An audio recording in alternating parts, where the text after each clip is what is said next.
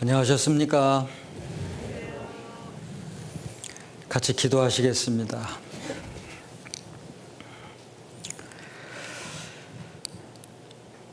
오늘도 우리의 발걸음을 이곳으로 평안히 인도해 주셔서 성경 속에 담겨져 있는 하나님의 비밀한 뜻을 배우며 깨닫고 믿음을 가질 수 있도록 인도해 주신 은혜에 감사드립니다.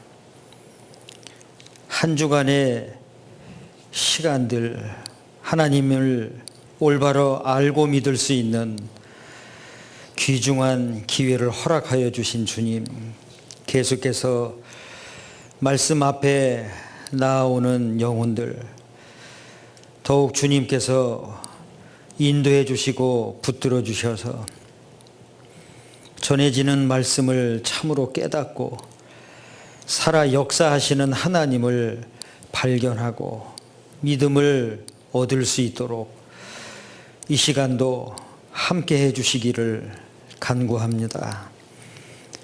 말씀을 전하는 자의 부족한 입술과 둔한 혀를 주장하여 주시고 오직 성경에 기록된 말씀을 주님을 의지하여 증거하게 하시고 증거되는 한 구절 한 구절 주의 말씀이 듣는 사람들 마음에 심겨지고 깨달아져서 참으로 하나님을 발견하고 이 성경이 사실인 것을 믿으며 하나님께서 각 사람에게 주시고자 하시는 영광스러운 천국에 갈 수 있는 산 소망을 얻을 수 있도록 은혜를 베풀어 주시옵소서. 높아진 마음이 있으면 낮추어 주시고 오해와 또 편견, 잘못된 선입견을 갖고 있으면 주님의 진리의 말씀으로 깨우쳐 주셔서 잘못된 생각들을 떨쳐버리고 사실적인 진리의 주의 말씀만 받아들일 수 있도록 인도해 주옵소서. 오늘의 모든 말씀의 시작과 끝을 주님께 의지합니다. 주님께서만 함께 해주시고 도와주시옵소서. 주 예수님의 이름으로 기도드렸습니다. 아멘. 구약성경 이사야 44장을 찾겠습니다.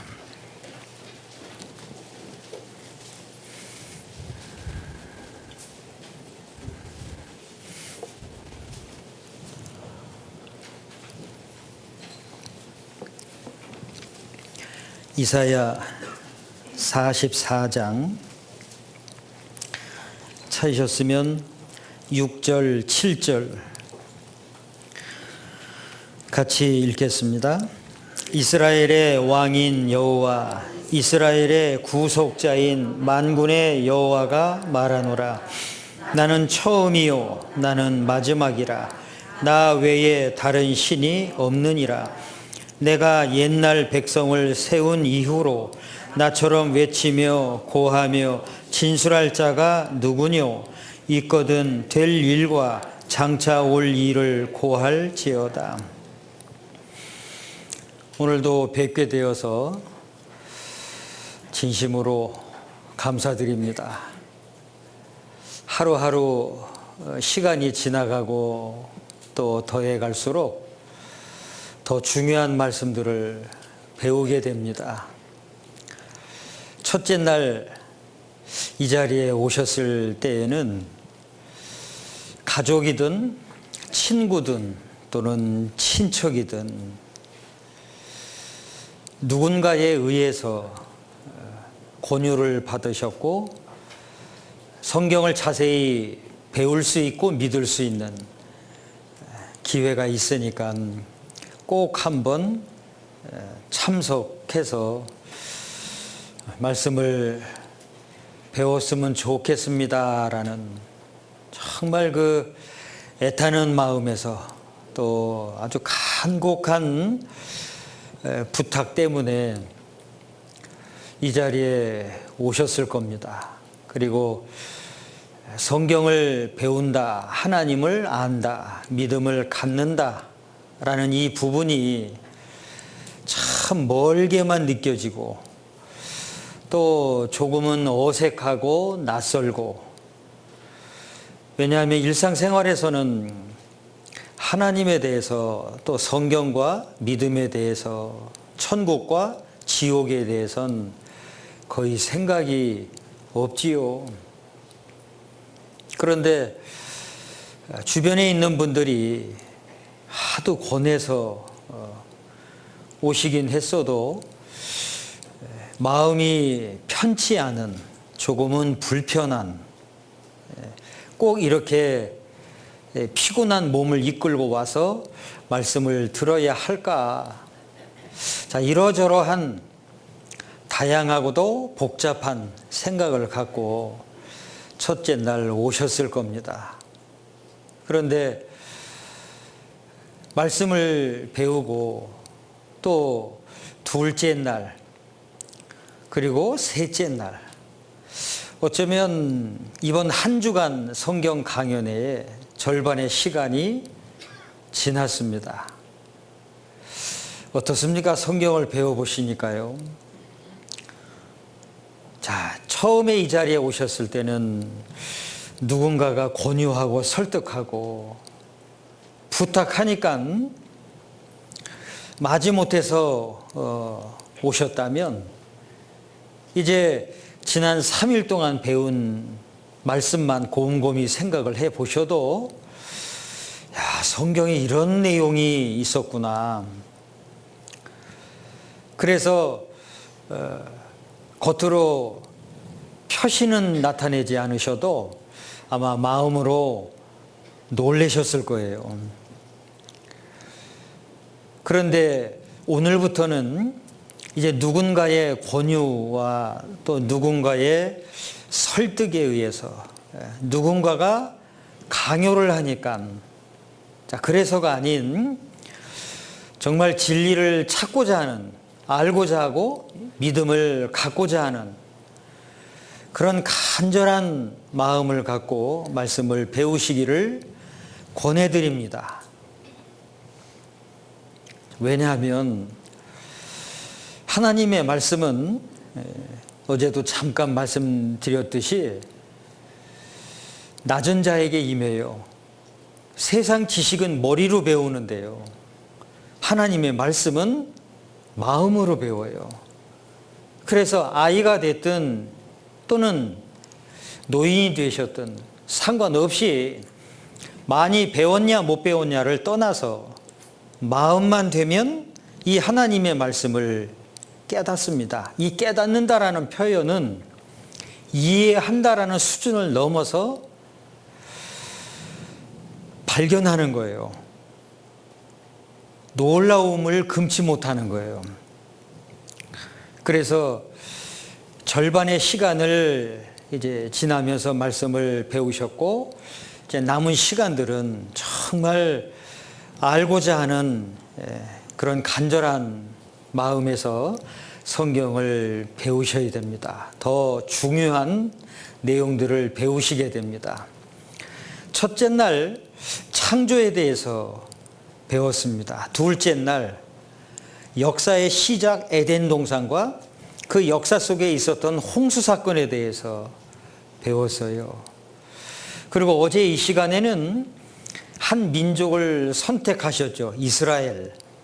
그 나라를 통해서 역사하신 그 하나님에 대해서 배웠습니다. 그런데 지난 3일 동안 배웠던 그 많은 내용은 이미 성경에 기록된 사실들이었습니다. 시간이 지나서 새롭게 기록된 내용이 아니고요, 이미 성경에 있었던 내용이에요. 적어도 우리가 이 세상에 태어나기도 전에 이 성경이 있었어요. 그 성경 속에 지난 3일 동안 배웠던 말씀들이 고스란히 있었던 거예요. 그런데 많은 사람들은 하나님에 대해서, 성경에 대해서, 믿음에 대해서 오해하는 것이 성경 그냥 뭐 인간에게 착하게 올바르게 살으라고 하는 뭐 그런 도덕 책이겠지. 단순히 그렇게만 생각들 하시는 분들이 참 많습니다. 그런데 여러분들 3일 동안 배워보시니까 어떻습니까? 도덕 책이었을까요? 아닙니다. 모든 것을 창조하셨고 역사를 다스려 가시는 하나님의 말씀이었어요. 그리고 그 말씀을 통해서 하나님이 어떠한 분인지를 알려주시는 거예요. 나타내 주시는 거예요. 가르쳐 주시는 거예요. 왜? 알아야 하니까. 그러니까 믿을 수 있는 거죠. 조금 아까 읽었던 말씀에서도 나처럼 외치며 고하며 진술할 자가 있느뇨? 있거든 될 일과 장차 올 일을 고할지어다 이러셨어요. 그렇죠. 부모가 자식에게 그 자식이 정말 잘 되기를 바란다면 부모는 아주 자세하게 섬세한 부분까지 가르쳐 주죠. 이렇게 해야 할 것, 저렇게 해야 할 것. 아주 자세히 가르쳐 주잖아요. 대충 가르쳐 주는 부모 있습니까? 무조건적으로 똑바로 살아라, 올바로 살아라 하는 부모 있어요. 왜 똑바로 살아야 하는지, 왜 올바로 살아야 하는지, 똑바로 사는 방법이 무엇인지, 어떻게 하는 것이 올바로 사는 것인지 부모는 자세히 가르쳐 주잖아요. 무턱대고 똑바로 살으라고 다그치기만 하면 그 어떻게 사는 것이 똑바로 사는지 알지도 못한 채 방황하죠. 하나님은 대충 말씀하시는 분이 아니셨고요. 자세히 말씀을 해주시는 분이세요. 그래서 장차 올 일, 그리고 될 일에 대해서 외치고 고하고 진술해 주시는 분이세요. 자, 그렇다면 이제 사람 편에선 알고자 하는 마음, 그 간절한 마음만 있으면 이해하기가 쉽습니다. 깨닫고 믿음을 갖기가 아주 쉬운 거예요. 자, 만약에 하나님께서 아주 복잡하고 어렵게 가르쳐 주시면 사람들이 어떻게 이해를 하겠어요? 어떻게 믿음을 갖겠어요? 그렇습니다. 하나님은 이 성경을 통해서 하나님 자신을 자세히 드러내 주시는 거예요. 여러 가지 사건들을 통해서. 그러면 우리는 열린 마음을 갖고요, 정말 알고자 하는 마음에서 이 성경을 배우려고 하면 됩니다. 자, 믿음이란 이 성경을 올바로 전해주는 사람이 있어야 하고, 그 올바로 전해지는 말씀을 또 열린 마음에서 올바로 배우려고 하는, 자, 그런 마음과 마음이 만났을 때, 즉 진리와 진리가 만났을 때 믿음이 딱 이루어지는 거예요. 올바로 전해주는 사람도 없고 또 올바로 배우려고 하지도 않고 거기서 어떻게 믿음이라는 것이 생길 수 있겠어요?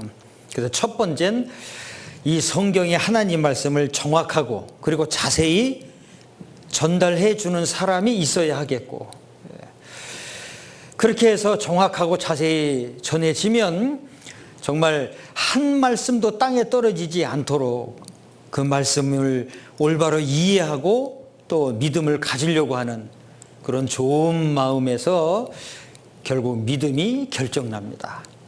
자, 오늘도 여러 가지 많은 말씀을 배우려고 합니다. 마음의 준비를 갖추시고 말씀을 배우셔야 되는 거예요. 한 가지 예를 들어 볼게요. 여기 컵이 있습니다. 잘 보이시죠? 잘 보이십니까? 비가 쏟아져요. 이제 조금 있으면 장마가 온다고 합니다.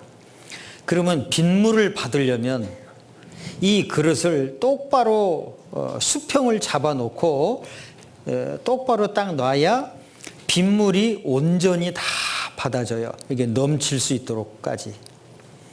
그런데 이 그릇을 이렇게 기울어지게 삐뚤어지도록 놓아뒀다면 그만큼만 빗물이 받아지는 거예요. 그러면 빗물이 다 받아지지 않는 부분이 생겨요.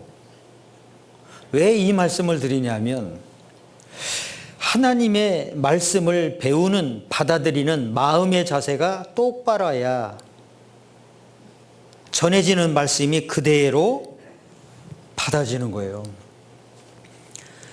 마음의 그릇을 비뚤어지게 갖고 있으면 그만큼만 받아져요. 온전히 안 받아지는 부분이 생기게 되는 거예요. 자, 그래서 말씀 들으러 오신 분들 정말 감사의 말씀을 드리고요. 그런데 귀향의 말씀을 들으시는 거니까요. 정말 좋은 마음을 갖고 말씀 한마디도 땅에 떨어지지 않고 마음의 그릇에 다 받아지도록 그 마음의 그릇을 똑바로 하나님을 향해서 이렇게 놓고 들으시면 고스란히 말씀이 받아집니다. 이해가 되시죠? 네. 이해가 되세요? 네. 똑같은 시간에 똑같은 장소에 똑같은 말씀을 듣고 있어요. 그런데 결과는 달라질 수가 있습니다. 어떻게 그 마음의 자세를 갖고 말씀을 들었느냐로 결과가 달라져요. 학교에서도 같은 교실이라는 똑같은 장소에서 똑같은 선생님으로부터 똑같은 공부를 배웠는데 학생들 저마다 결과가 달라지잖아요. 왜 달라질까요? 똑같은 내용을 배웠는데 왜 달라지죠? 다른 내용을 배웠다면 달라질 수 있겠다 하겠지만 똑같은 내용을 배웠는데 왜 학생들마다 결과가 달라져요? 집중력에 따라 달라지고 마음을 어디에다 두었느냐에 따라 달라지고 어떻게 했느냐로 달라지는 거예요. 그렇죠. 그래서 정말 바쁜 일과를 마치고 오셔서 조금은 피곤하실 수도 있으실 텐데요. 좀 더 정신을 집중하시고 말씀을 이렇게 잘 들으셔야 됩니다. 아시겠죠? 네. 대답할 때는 어떻게 하시라고 그랬죠? 크게 하셔야 돼요. 그러니까 옆에 사람이 아주 그냥 깜짝 놀랄 정도로. 왜냐하면 하루 일과를 마치고 또 저녁까지 드시고 가만히 앉아 있으려니 참 졸음이 자기도 모르게 찾아오거든요. 저는 눈은 작지만 시력이 좋아서요. 참 너무 잘 보여요. 그렇다고 해서 또 누구를 이렇게 지적할 수는 없고 계속 말씀은 드려야 하겠고 시간은 정해져 있고.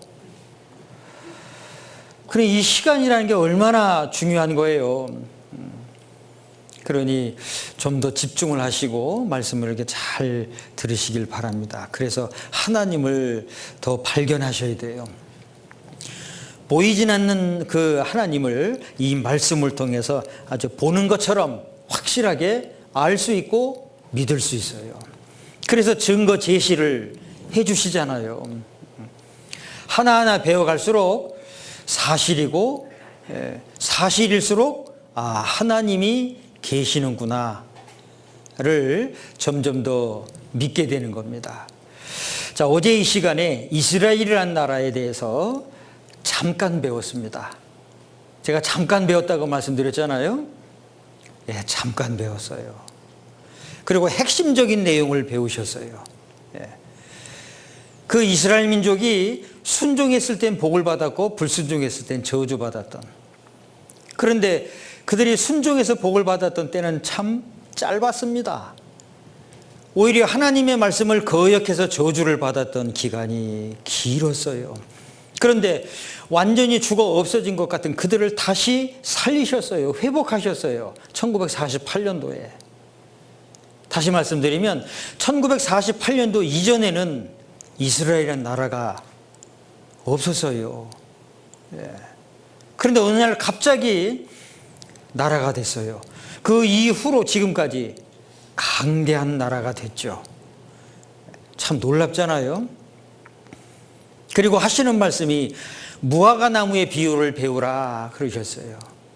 가지가 연하여지고 잎사귀를 내면 여름이 가까이 온 줄을 아나니 너희도 이 모든 일을 보거든 인자가 가까이 곧 문 앞에 이른 줄 알라. 보여주시는 거예요. 그래서 이스라엘 사람들은 숨어 살았고 도망 다니기가 급급했어요. 여러분들 쉰들러 리스트라는 영화 보셨어요? 영화 얘기하니까 눈이 커지시는데요. 그 쉰들러 리스트라는 영화는 참 오래전에 나온 건데요. 독일군들에 의해서 유대인들이 수색을 당하고 아주 무차별 학살을 당하는 그런 모습의 영화예요. 그런데 그 포로 수용소에 잡혀갔어요. 끌려갔어요. 그래서 사람들이 그 가스실에 들어가면 안 나오는 거예요. 목욕하러 들어간다고 생각을 했는데. 그래서 이상하다. 죽는가 보다. 이걸 눈치챈 사람들이 수용소 안에 있는 똥통에 들어가서 숨었잖아요. 그런 내용이 그 영화에 나와요. 실제 그 재래식 똥통에까지 들어가서 숨었던 거예요. 그런 비참한 역사를 갖고 있었어요. 그런데 하나님은 일찍이 성경에 말씀을 해 놓으셨잖아요. 완전히 죽어 없어졌던 그들을 다시 살리신 거예요. 전 세계 사람들에게 보여주시는 거예요. 하나님은 죽지 않았다라는 걸. 이스라엘 사람들 쫄딱 망해서 다른 나라 사람들이 조롱하고 있을 때 하나님이 다시 한번 보여주신 거죠. 그 이후에 아주 강대한 나라가 됐어요. 조금 아까 읽었던 말씀 다시 보시죠. 6절 말씀만 같이 읽겠습니다. 이스라엘의 왕인 여호와 이스라엘의 구속자인 만군의 여호와가 말하노라. 나는 처음이요 나는 마지막이라. 나 외에 다른 신이 없느니라. 하나님만이 참 신이라는 사실을 이스라엘 민족의 역사를 통해서 실제적으로 보여주시는 거예요. 그래서 순종했을 때는 정말 쌓을 곳이 없을 정도로의 축복을 주시고, 그리고 불순종을 했을 때는 한 번도 겪어보지 못했던 저주와 고통을 겪도록, 그리고는 완전히 죽어 없어진 것 같은 그들을 다시 살리시는, 그래서 하나님이 이런 분이다라는 걸 전 세계의 사람들에게 나타내 주시는 거예요. 참 놀라운 일이죠. 자, 이제 이 하나님께서는, 우리가 지난 시간에는 에덴 동산에서 인류의 역사가 시작됐다는 것을 배웠습니다. 자, 오늘은 하나님이 인류의 역사 끝을 정해 놓으셨어요. 그리고 그 역사의 끝부분에 어떤 사건들이 일어날 것인지에 대해서 미리 말씀을 해 놓으셨어요. 구약 성경에도, 그리고 시작 성경에도. 이사야 46장을 찾겠습니다.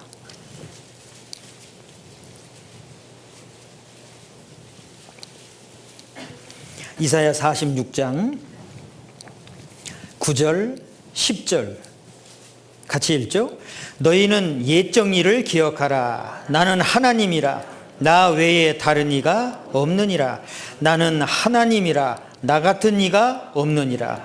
내가 종말을 처음부터 고하며 아직 이루지 아니한 일을 옛적부터 보이고 이르기를 나의 모략이 설 것이니 내가 나의 모든 기뻐하는 것을 이루리라 하였노라.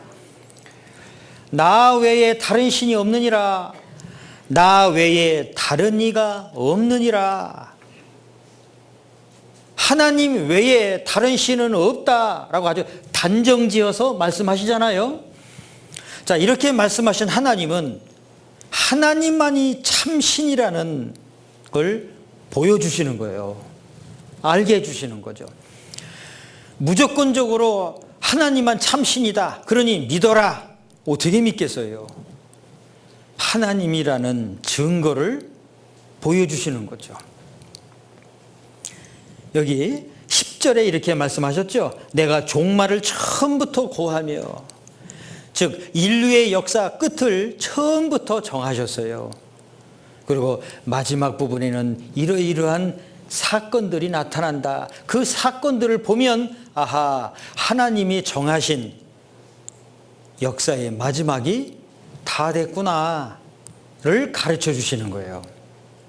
그런데 특별히 구약 성경에도 종말에 대해서, 신약 성경에도 마지막에 대해서 자세히 말씀을 해 놓으셨어요. 자, 그 중에 마지막 징조, 마지막 사건들에 대해서 아주 자세히 설명된 한 부분을 보겠습니다. 신약 성경 마태복음 24장입니다. 마태복음 24장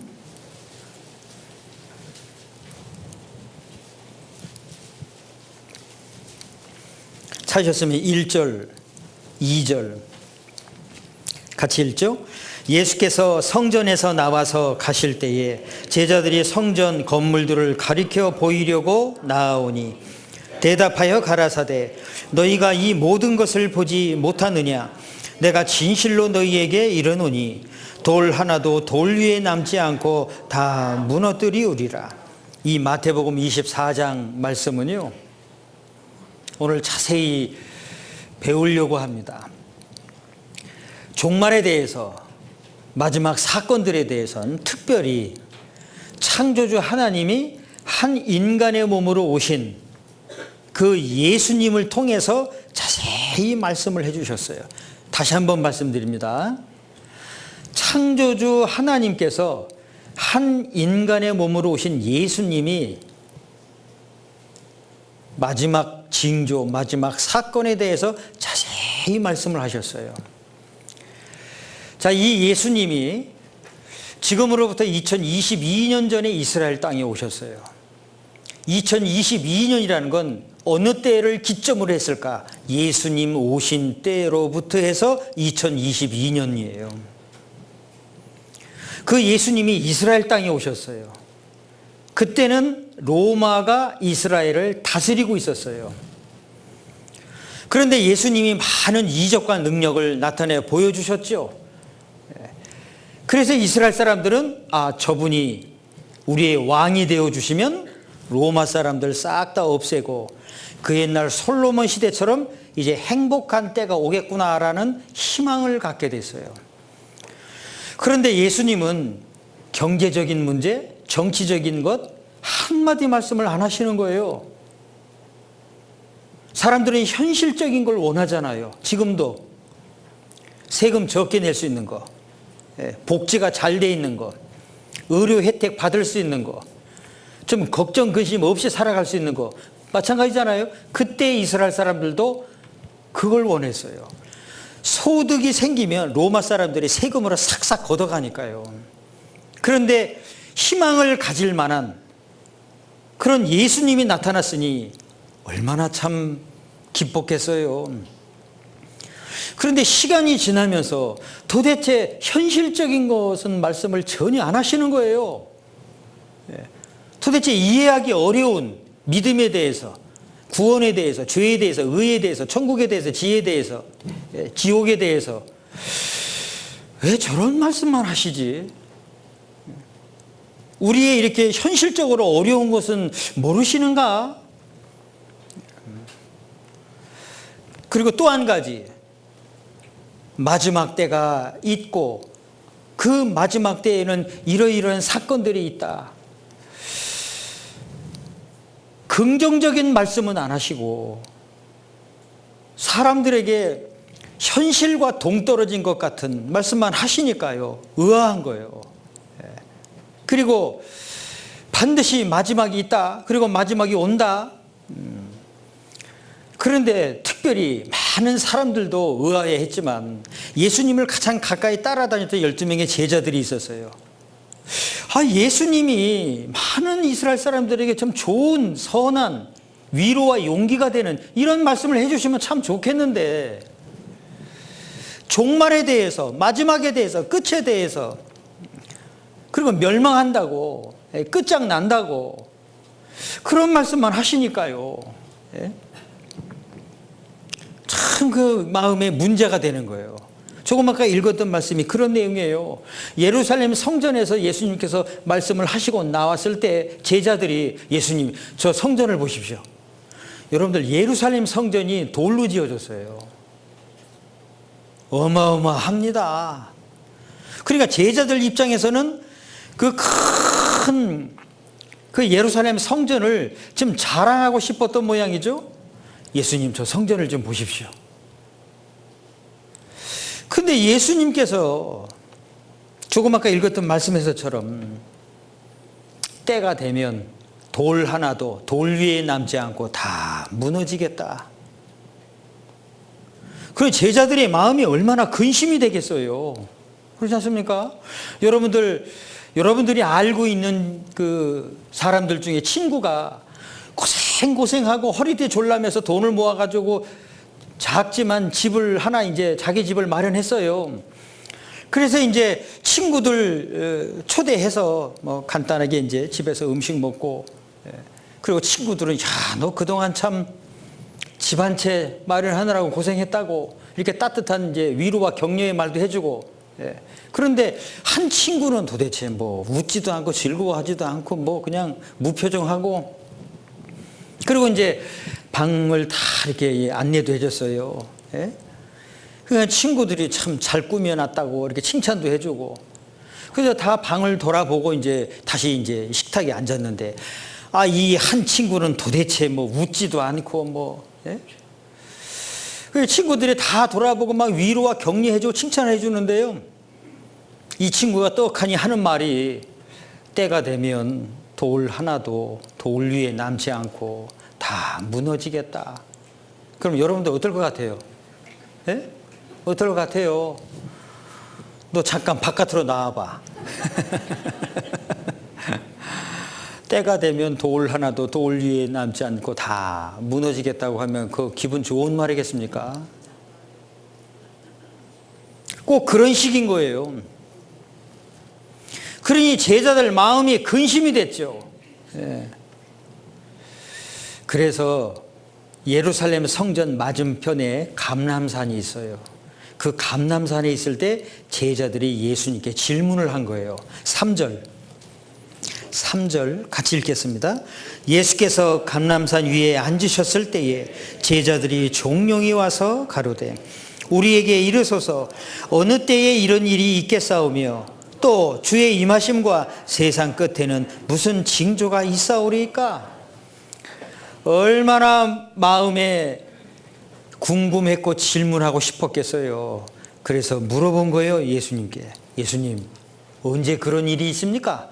돌 하나도 돌 위에 남지 않고 다 무너지겠다는 그날, 그때가 언제입니까? 그리고 평상시 때도 누누이 말씀하셨던 세상 끝이 있다고, 세상 끝이 온다고, 세상 끝에 이러이러한 일들이 있다고. 그래서 궁금했을 때 질문을 한 거예요. 이 질문에 대해서 예수님이 자세히 말씀을 해주셨어요.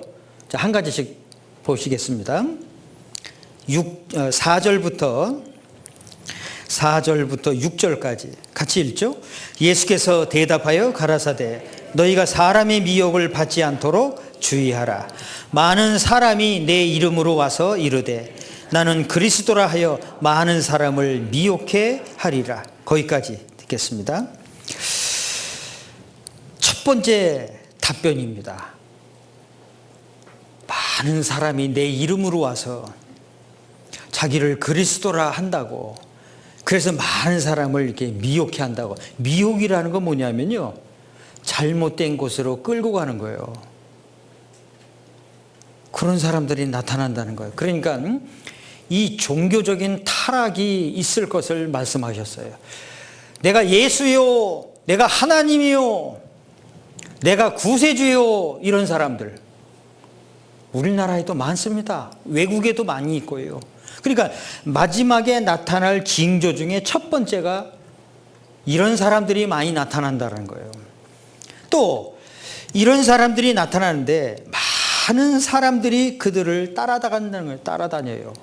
따라가는 거예요. 그러니까 멸망으로 가는 사람들이 많아지는 거죠. 아마 이번에 말씀 들으시는 분들 중에도 이런 것을 겪으셨을까 모르겠어요. 6절 말씀 같이 읽죠. 난리와 난리 소문을 듣겠으나 너희는 삼가 두려워 말라. 이런 일이 있어야 하되 끝은 아직 아니니라. 난리와 난리, 소문을 들어요. 사건과 사고가 많아요. 여러분들 뉴스를 본다든지 인터넷을 보면 우리나라뿐만이 아니고요, 전 세계적으로 사건과 사고가 얼마나 많아요. 불안한 거예요, 불안한 거예요. 그 다음 7절, 8절 같이 읽죠. 민족이 민족을, 나라가 나라를 대적하여 일어나겠고 처처의 기근과 지진이 있으리니 이 모든 것이 재난의 시작이니라. 자, 민족이 민족을, 같은 민족끼리 싸워요. 이건 사상이에요, 사상 분쟁이에요. 생각이 달라요. 우리 대한민국도 그렇죠. 서로 생각이 안 맞아요. 같은 민족끼리 싸우는 거예요. 그 다음 나라가 나라를 대적한다. 전쟁이죠, 이건. 그 다음 처처의 기근, 흉년이 들어요. 그리고 지진이 생겨요. 지진도 점점 많아집니다. 제가 15년 전에 이곳에서 살았다고 말씀드렸죠. 대답하시는 분들만 기억하시는군요. 그때 여기 있을 때 지진을 경험했던 때가 있었어요. 밤에 잠자고 있는데 침대가 흔들리더라고요. 창문이 막 흔들리고 그런 때가 있었어요. 점점 지진이 많아지는 거예요. 자, 그 다음 12절 같이 읽겠습니다. 불법이 성함으로 많은 사람의 사랑이 식어지리라. 불법이 많아져요. 법을 어기는 일들이 많아져요. 점점 더. 그래서 많은 사람의 사랑이 식어져요. 이웃 간에 정이 없다니까요. 아주 삭막해져요. 14절 같이 읽겠습니다. 이 천국 복음이 모든 민족에게 증거되기 위하여 온 세상에 전파되리니 그제야 끝이 오리라. 자, 이걸 말씀해 주셨어요. 전 세계에 이 하나님의 말씀이 전파되는 거예요. 왜? 누구든지 배울 수 있고 들을 수 있고 믿을 수 있는 기회를 주시는 겁니다. 이번에 말씀을 들으시는 분들에게도 그 기회가 온 겁니다. 처음 말씀 들으시는 분들에게도 기회가 온 거고요. 이런 집회를 여러 번 참석하신 분들에게도 다시 기회가 온 거죠. 그제야 끝이 오리라. 그렇게 돼 있어요. 그 이후에 또 성경 여러 곳에 마지막 징조들에 대한 말씀이 기록되어져 있습니다. 살펴보죠. 로마서 1장.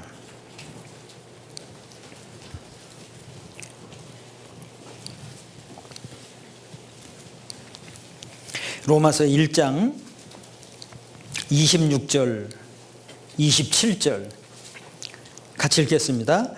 이를 인하여 하나님께서 저희를 부끄러운 욕심에 내어버려 두셨으니 곧 저희 여인들도 순리대로 쓸 것을 바꾸어 영리로 쓰며 이와 같이 남자들도 순리대로 여인 쓰기를 버리고 서로 향하여 음욕이 불릴 듯하며 남자가 남자로 더불어 부끄러운 일을 행하여 저희의 그릇됨에 상당한 보응을 그 자신에 받았느니라. 이런 말씀도 있어요. 이게 무슨 뜻일까요? 동성연애죠. 여자가 여자로, 남자가 남자로 더불어서 음욕이 불릴 듯하다. 동성연애잖아요. 네, 이런 말씀도 있어요. 자, 그 다음 또 한 군데 보겠습니다. 디모데 후서 3장. 자, 마지막 사건들에 대해서 말씀을 보고 있는 겁니다. 디모데 후서 3장 1절로 5절까지 같이 읽죠. 뇌가 이것을 알라. 말세에 고통하는 때가 이르리니 사람들은 자기를 사랑하며 돈을 사랑하며 자긍하며 교만하며 회방하며 부모를 거역하며 감사치 아니하며 거룩하지 아니하며 무정하며 원통함을 풀지 아니하며 참소하며 절제하지 못하며 사나우며 선한 것을 좋아 아니하며 배반하여 팔며 조급하며 자고하며 쾌락을 사랑하기를 하나님 사랑하는 것보다 더하며 경건의 모양은 있으나 경건의 능력은 부인하는 자니 이 같은 자들에게서 뇌가 돌아서라. 말세에 고통하는 때가 이른다. 사람들이 이렇게 타락할 것을 말씀해 놓으셨어요.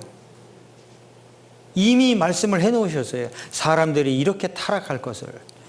사람들이 자기를 사랑해요. 돈을 사랑해요. 아주 이기적으로 되는 거죠. 물질주의적으로 가는 거예요. 그러니까 사람들 돈 때문에 사람 죽이는 일들이 많아졌죠. 그 다음 히브리서 1장. 성경을 먼저 보고 그 다음 자료를 보여드리겠습니다. 히브리서 1장 10절 11절 같이 읽죠. 또 주여 태초에 주께서 땅에 기초를 두셨으며 하늘도 주의 손으로 지으신 바라. 그것들은 멸망할 것이나 오직 주는 영존할 것이요 그것들은 다 옷과 같이 낡아지리니. 지구 땅덩어리가 생명체가 살 수 있도록 창조되었는데 시간이 흘러가면서 이 지구 땅덩어리 환경이 망가진다는 거예요. 그 말씀입니다. 낡아지다가 멸망할 것이요. 자, 몇 가지 마지막 징조들, 사건들을 일단 성경을 통해서 살펴봤어요. 자, 그러면 지금부터는 자료를 보여드려 보겠습니다. 우리가 늘 듣고 보고 경험하고 있는 일들입니다. 자, 우리나라의 자칭 재림 예수가 37명이다. 스스로 하나님이라는 자는 12명이고 이렇게 많아요. 자기 스스로가. 지금은 이제 돌아가셨는데요. 한때 내가 하나님이다 그런 사람이 있었어요. 우리나라에. 근데 온갖 죄를 다 저질렀어요. 그게 붙잡혔죠. 조사도 받고. 그런데요, 하나님을 누가 조사하냐? 이러고. 하여튼 참 정신병자예요. 정신병자. 그런데 자기 스스로를 하나님이라고 했던 그 사람이 당뇨병으로 돌아가셨어요. 참 우스꽝스러운 일이라니까요. 그런데 문제는 그 사람을 따라다녔던 사람들이 엄청 많았어요.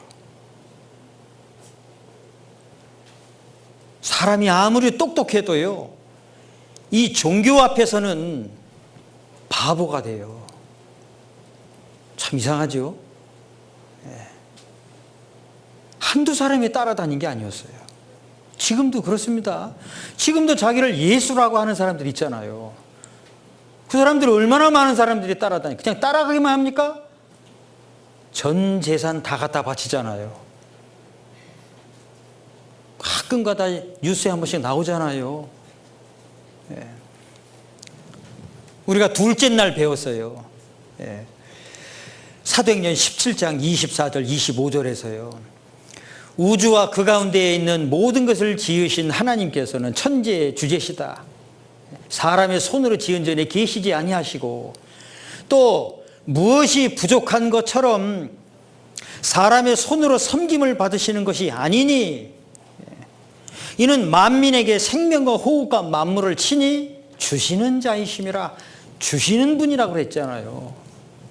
사람들에게 돈 내놔라 이런 분이시겠어요? 그러니까 하나님을 빙자해서 종교 사업하는 사람들 많습니다.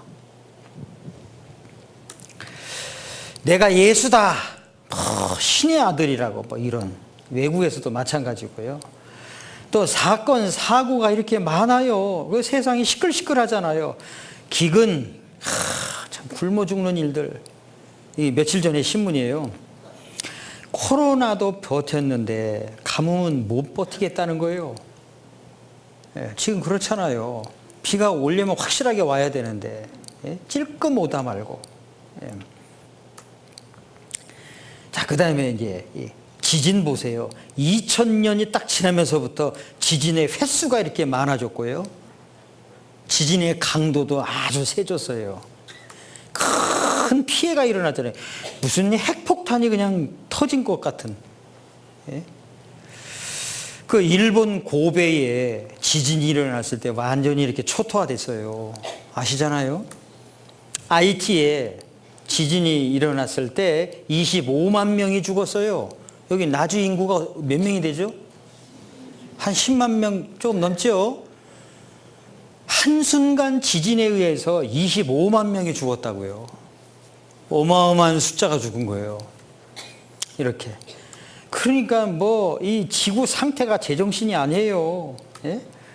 지구가 난폭해졌다 그러잖아요.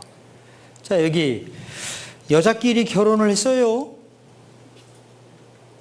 그러니까 사람들이 세상 말세라고 그러죠. 말세. 남자끼리 결혼했어요. 2015년 6월 지저스 암이라고 하는 이 기독교 서적이 있는데요. 여기 룩셈부르크 총리가 남자하고 동성 결혼식을 한 것이 이 표지에 이렇게 나왔어요. 세상이 이렇게 돌아가고 있습니다. 정상이겠어요? 미국의 첫 동성애자가 장관이 됐어요. 취임 선서를 하는 거예요. 여기 이 사람이 파트너라는 거예요. 예? 자기 부인이라는 거예요. 우리나라에도 이런 사건이 있었어요. 여기 문재인 대통령이 당시에 여기 청와대에서요 주한 외교단을 초청을 했어요. 예. 그런데 뉴질랜드 대사가 초청을 받아서 왔는데, 청와대에 왔는데 여자를 데리고 온 게 아니라 남자를 데리고 왔어요. 잘 보세요. 여기 문재인 대통령이시죠. 그 다음에 여기 김정숙 여사죠. 여기 이 사람이 뉴질랜드 대사예요. 자기 아내라고 해서 남자를 데리고 왔어요. 이야, 참. 김정숙 그 대통령 부인께서 참 이 순간이 어땠을까 모르겠어요. 자기 부인이라고 소개하는 거예요. 세상이 이렇게 돌아가고 있다니까요. 정상입니까?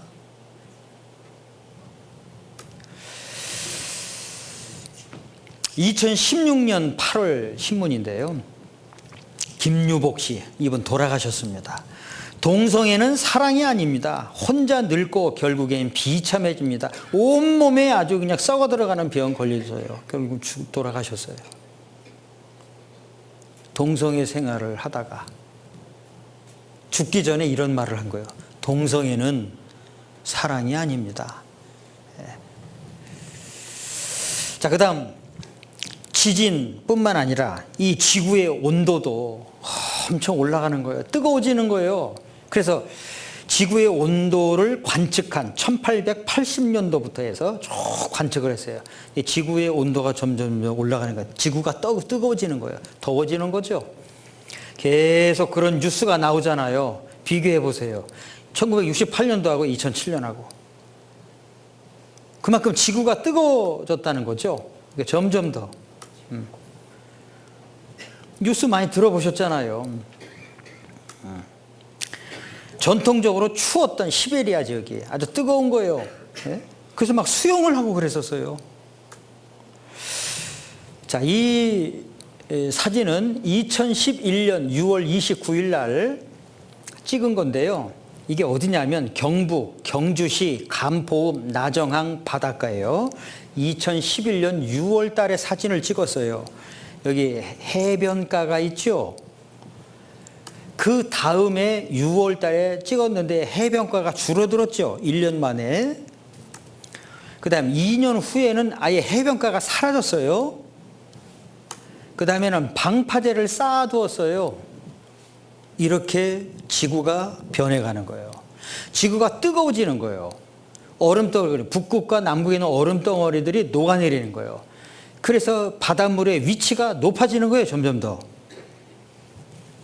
실제예요. 5년 사이에 축구장 132개 넓이 해변이 사라졌다. 이게 현실입니다. 예. 이거 뉴스에 나왔는데 아셨어요? 예.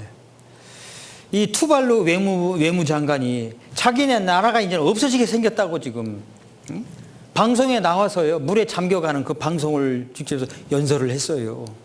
도와달라고. 전 세계 나라에게 도와달라고. 현실이에요, 현실. 예. 점점 빨라지잖아요. 옛날엔 사과하면 대구였어요. 지금 대구에서는 사과 재배하기가 어려워요. 더워서. 이 사과 재배는 선선해야 되는데 기온이 달라지는 거예요. 여기 지중해 바닷속을 조사했어요. 그랬더니 해조류부터 시작을 해가지고 산호초가 다 죽은 거예요. 그래서 여기 영어로 번아웃 그랬어요. 바다 밑이 다 죽었다고요. 썩어 들어가는 거예요. 일본에서 2013년도에 원자력 발전소 사고가 있었죠. 후쿠시마. 일본 사람들은, 일본 정부는 뭐 괜찮다 그러잖아요. 이거는 프랑스에서 조사를 해서 발표한 거예요. 그런데 원자력 사고가 있고 난 이후에 바다를 조사해 보니까 다 오염된 거예요. 이렇게 다 오염됐어요. 예. 그 다음에 세균. 우리가 코로나 겪었죠? 자, 이분은 2002년도부터 2009년까지 미국의 CDC 질병예방센터 소장으로 있었던 분이에요. 메르스, 사스 겪었을 때 반드시 앞으로 전 세계적인 전염병이 반드시 온다라고 경고했던 사람이었어요. 그래서 준비해야 된다고. 근데 아무도 그 말 듣지 않았어요. 코로나 터졌죠. 아주 심각하게 겪었잖아요, 우리가. 그런데 여기 빌 게이츠라고 하는 사람이 더 강력한 팬데믹이 올 수 있다. 전문가들, 또 전염병 학자들이 계속 경고하고 있어요. 팬데믹 수년 내에 다시 온다. 이 노르웨이 이 토레 고달 박사라고 하는 분인데 반드시 온다고 그렇게 말씀을 한 거예요. 그 다음에 미세먼지 다 겪으셨죠? 심각합니다. 미세먼지. 저는요, 이게 미세먼지라고 그래서 아주 눈에 보이지 않는 그냥 먼지 이렇게만 생각을 했어요. 그런데 그게 아니고 이 미세먼지는요, 먼지가 아닌 독성 화학물질이라는 거예요. 인공위성에서 지구를 찍었는데 지구 안에 먼지가 이렇게 많아요. 그러니까 병도 많죠.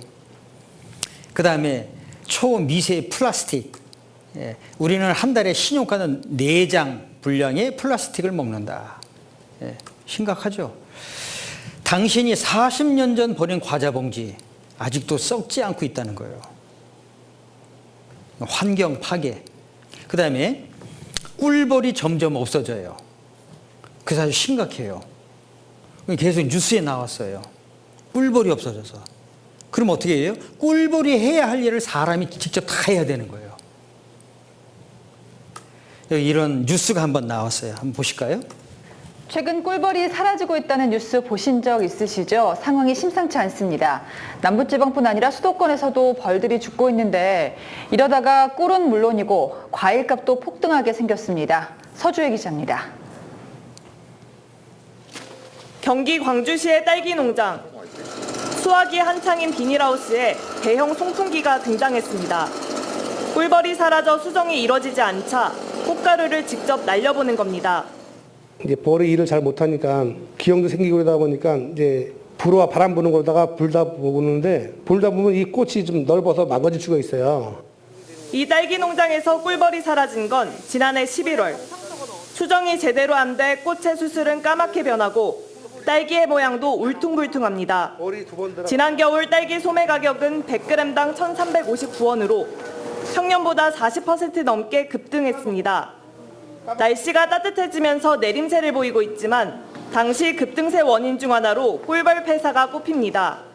화분 매개가 제대로 이루어지지 않으면 생산물의 품질이 떨어지게 됩니다. 상품의 가격은 매우 높게 형성될 가능성이 있고요. 양봉 농가를 찾아가 봤습니다. 벌통이 텅 비었고 일부는 꿀벌 사체로 가득합니다. 벌통 230개 중 벌이 들어있는 건 10개뿐입니다. 이 주위가 온통 막 시커매요, 벌떼들이. 그런데 조용하지 않습니까, 지금 현재? 지난 겨울 이상 고온 현상으로 남부지방에 꿀벌 폐사가 잇따른 가운데 수도권에서도 이례적인 폐사가 속출하는 겁니다. 전문가들은 지난해 봄 잦은 비로 꿀벌들이 꿀을 먹지 못해 면역력이 약해진 걸로 보고 있습니다. 설마 수도권은 그렇지 않을 것이다라고 우리가 생각을 했는데 수도권에 이렇게 폐사가 된 거는 처음이거든요. 꿀벌 실종은 최근 수정이 시작된 수박이나 메론 농사에도 악영향을 줄 수 있다는 우려가 나옵니다. 채널A 뉴스 서주입니다. 한 가지 더 자료를 보여드려 보겠습니다. 지구온난화로 부산의 해수면이 매년 3mm 가까이 상승하고 있습니다. 30년 동안 8cm 넘게 높아졌는데 갈수록 이 속도가 빨라지고 있습니다. 박준호 기자입니다.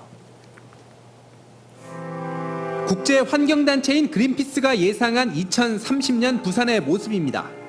여름철 폭우가 쏟아지고 바닷물이 넘치면서 해운대 요트 경기장과 백스코, 센텀시티 일대가 잇따라 잠기기 시작합니다.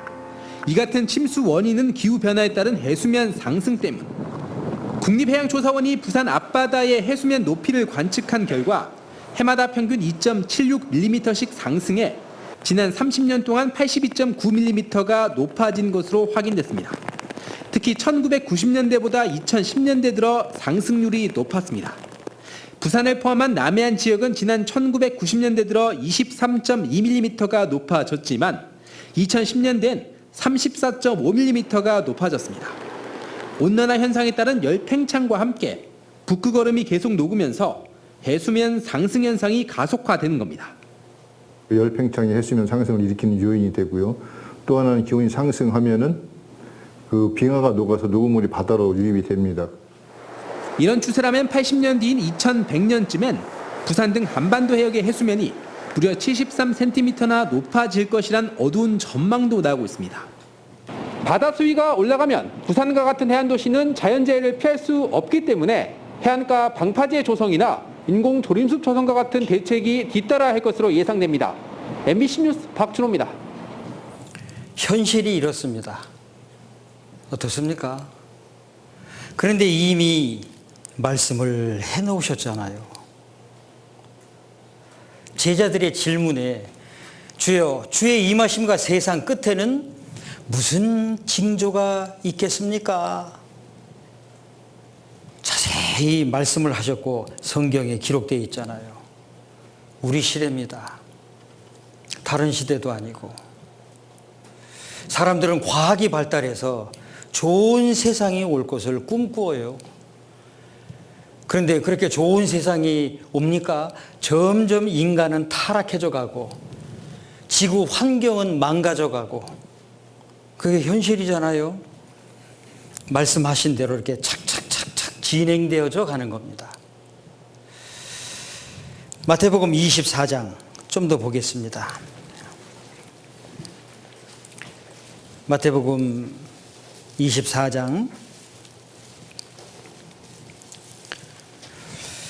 32절, 33절 같이 읽죠.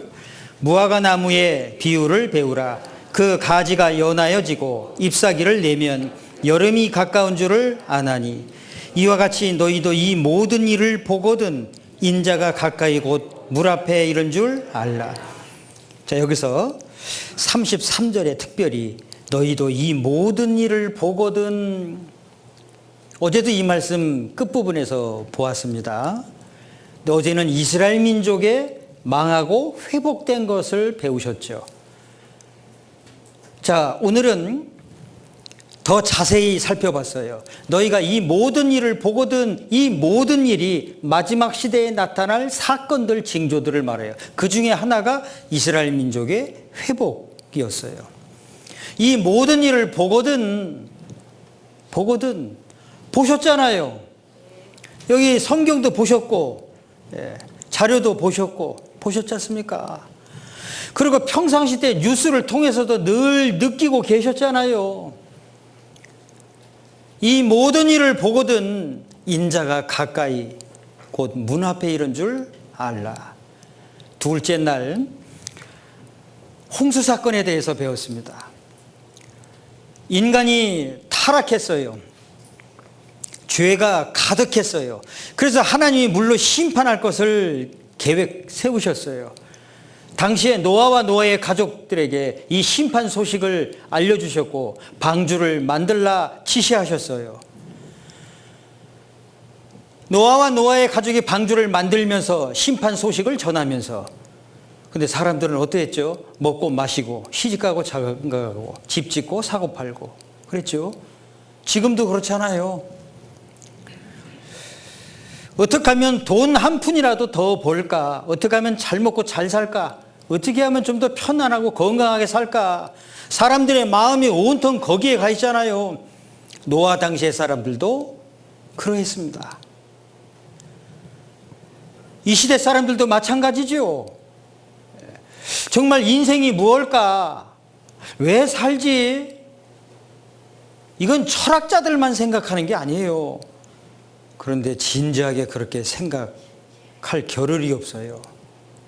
또 생각하지도 않고요.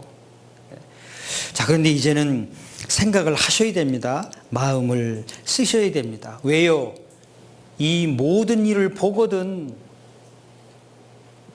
끝이 가까이 왔다는 거예요. 여러분들, 하나님께서 마지막, 종말, 끝 이런 걸 말씀하시면서 인간에게 무슨 두려움을 주고 인간을 상대로 뭐 협박하는 거겠습니까? 하나님을 빙자해서 종교 사업하는 사람들은 이 종말에 대한 말씀을 하면서 사람을 겁줘요. 그런데 하나님은 왜 이 종말에 대해서 알려주시는 걸까? 겁주기 위함이 아니에요. 세상은 이렇게 끝나도록 처음부터 그렇게 프로그램 설정이 되어 있다라는 걸 알려주시는 거예요. 그 전에 준비해야 된다라는 거예요. 준비해야 된다. 마태복음 24장 44절 같이 읽겠습니다. 이러므로 너희도 예비하고 있으라. 생각지 않은 때에 인자가 오리라. 예비하고 있으라 그러셨잖아요. 준비하라는 거예요. 준비하라는 뜻에서 마지막이 있다는 걸 알려주시고 마지막이 가까이 왔다는 걸 알게 하시려고 징조까지 말씀해 주신 거예요. 그래서 어떤 징조가 나타나면 아, 때가 됐구나. 여러분, 감기 걸리기 전에 징조가 있죠? 아, 여기 계신 분들은 감기 한 번도 안 걸렸어요? 감기 오면은 징조가 있잖아요. 일단 으실으실 춥죠. 그리고 훌쩍훌쩍 이제 콧물이 들락날락 하잖아요. 그리고 자꾸 이제 따뜻한 것을 찾게 되고 몸이 나른해지고 머리가 아파지고 징조가 있어요. 그때 빨리 눈치채고 이제 몸을 따뜻하게 하고 그래야 되겠죠. 그런데도 감기가 오는 것 같으네 하면서도 그냥 방치하고 있으면 걸리죠. 그렇습니다. 어떤 일이 있기 전에 징조가 있죠. 하나님이 이것을 알려주시는 것은 준비하라는 거예요. 아, 때가 됐구나. 가까이 왔구나. 아, 그럼 준비해야지. 여러분들, 오늘 밤 12시를 기해서 기름값이 100원이 더 올라갑니다 라는 뉴스가 나오면 여러분들 어떻게 하세요?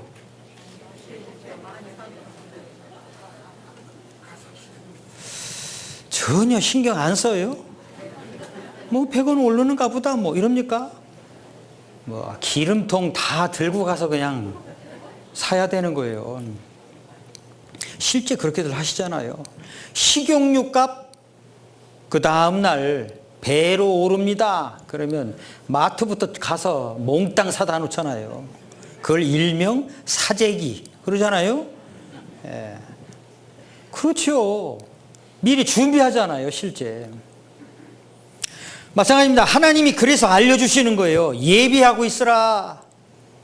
즉, 언제 주님이 오셔도, 언제 세상이 끝나도 확실하게 천국 갈 수 있는 믿음, 그 문제 해결해 놓고 살아라. 그 뜻입니다. 그러니까 겁주기 위한 것이 아니죠. 그러면 이 여기서 말한 예비라는 게 어떤 예비를 말하는 걸까? 천국 갈 수 있는 믿음의 문제예요. 이 세상 끝장난다. 그러면 뭐 방공호를 준비해야지. 예? 깊은 산속에 땅을 사가지고 동굴을 만들어 놓고 문제 생기면 그곳에 들어가 있어야지. 이 지구가 완전히 끝장나는데요. 천국에 갈 수 있는 믿음을 준비하라고 말씀하시는 거예요. 고린도 후서 13장입니다.